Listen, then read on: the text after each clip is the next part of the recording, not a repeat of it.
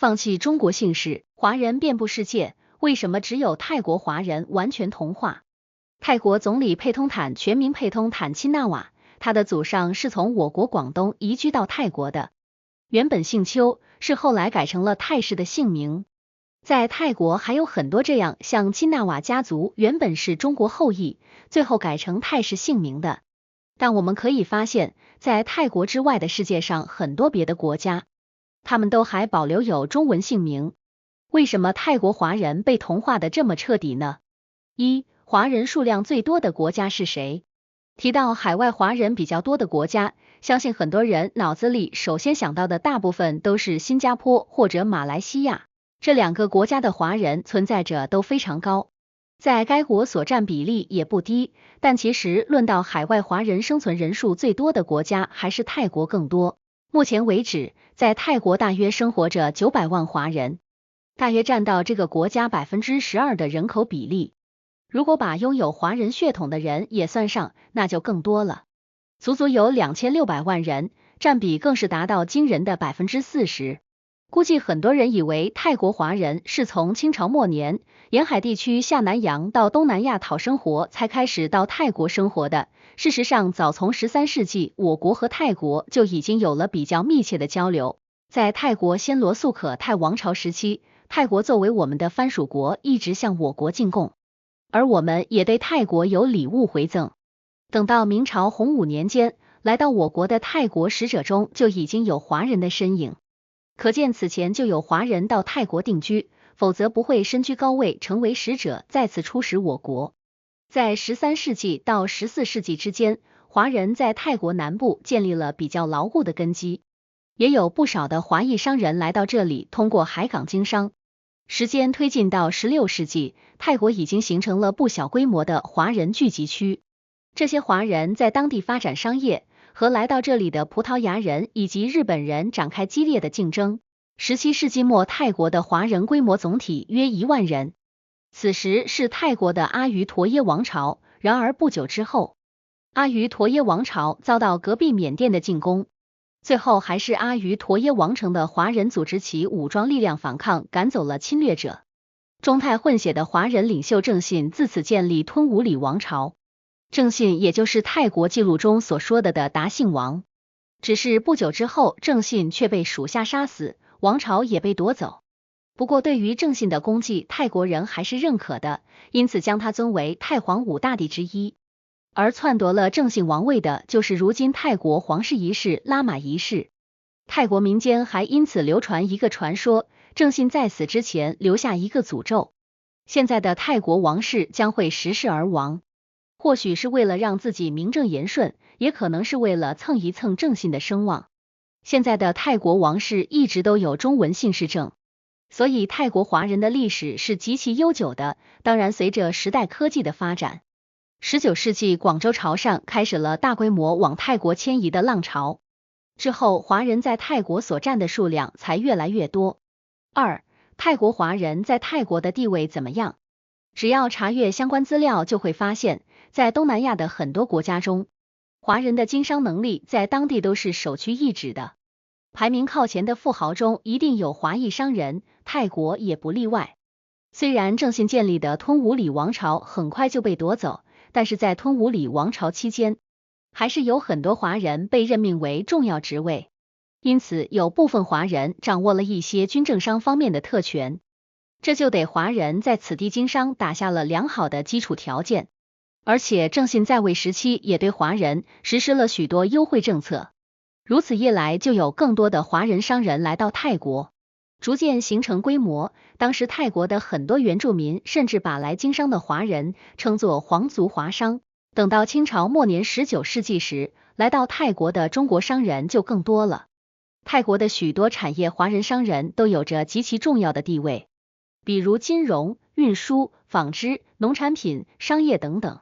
日本的学者岩崎裕夫曾经就针对华商在东南亚的发展情况撰写专门的著作《东南亚的华人资本与国民经济》，这本书撰写的比较早，所统计的主要是20世纪中后期的数据，但也能看出来华商在泰国的地位。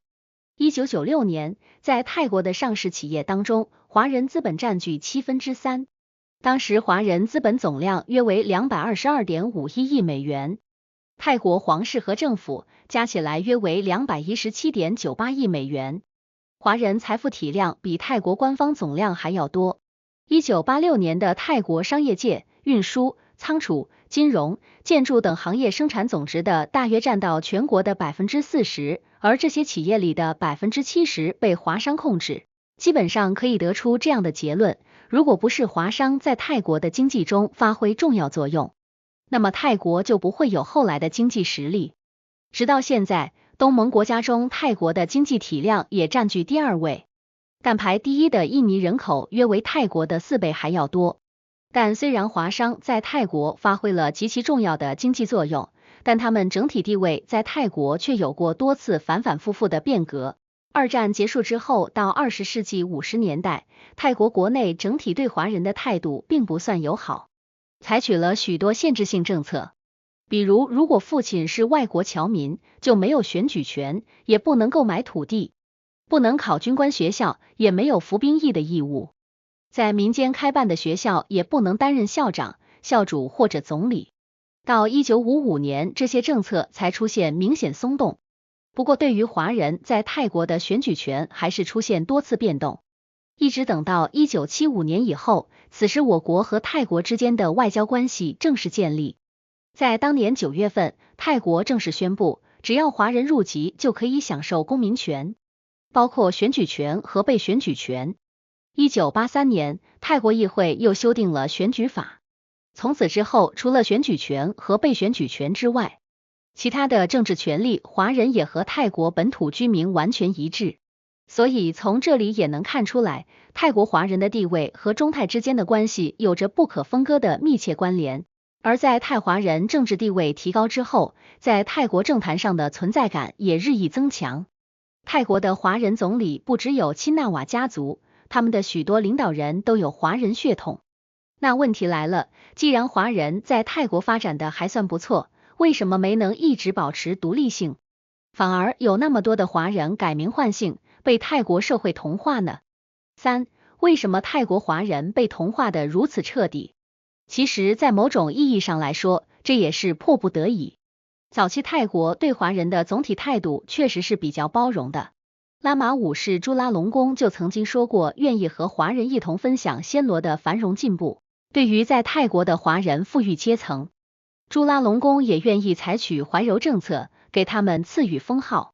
让华人进入官僚阶级，以此笼络华人。但是等到朱拉隆功去世，拉玛六世登基之后，泰国对华人的政策却有了极大变化。此时我国正处于清朝末年，社会极其动荡，去到泰国的华人越来越多，慢慢的，华人在泰国的体量也越来越大。再加上之后国内掀起了革命浪潮，历史上我们也曾学过，当时有提出驱除鞑虏、恢复中华的口号，所以革命党人尽量团结一切华人群体，包括东南亚。如此一来，泰国王室就非常担心国内的华人看到如火如荼的革命运动之后也受到影响，那么泰国王室的统治地位可能就受到威胁，所以对华人的同化就势在必行。然后这个时候就掀起了一股批评华人唯利是图的风潮。泰国当时出版的一本书《东方犹太人》就讽刺华人追逐金钱财富，对于所在国家忠诚度不高。这本书的影响还是非常大的，越来越多的泰国人在看到这本书之后，对于富裕阶层的华人产生了日益严重的反感情绪。当然，打一巴掌还要给一颗枣。同时期泰国又颁布了国籍法，只要出生在泰国就可以拥有泰国国籍，但凡父母有一方是泰国人的，也可以被认定为泰国人。二战结束之后，泰国倒向美国一方，对华关系极其冷淡。综合多种原因，在泰国的华人为了减少麻烦，消除当地人对自身的敌意，开始主动融入泰国社会，削弱自身的华人特性。所以相当一部分在泰华人都改成了泰式姓名。慢慢的，在泰国的华人相比较其他东南亚国家存在感就不是那么强烈了。不过即便如此，总体上来讲，现在在泰华人对于我国的态度还是比较友好的。在泰国的华人团体对于推进中泰两国之间的关系也做过不少贡献，许多泰国华商也愿意到中国投资。比如80后、90后应该都还记得央视曾经的节目正大综艺，冠名的正大其实就是泰国华商谢国民家族创办的正大集团。钦纳瓦家族的泰国总理他信、英拉以及现在的佩通坦在上位之后，对于对华合作也都表现出积极态度。所以对于在泰华人，我们也应该有更加友好开放的态度。我们中国那句古话富在深山有远亲，只要我国综合实力越来越强大，在全世界的地位越来越高，那么海外华人也就更倾向于认同自己的华人身份。希望我们的祖国早日实现复兴。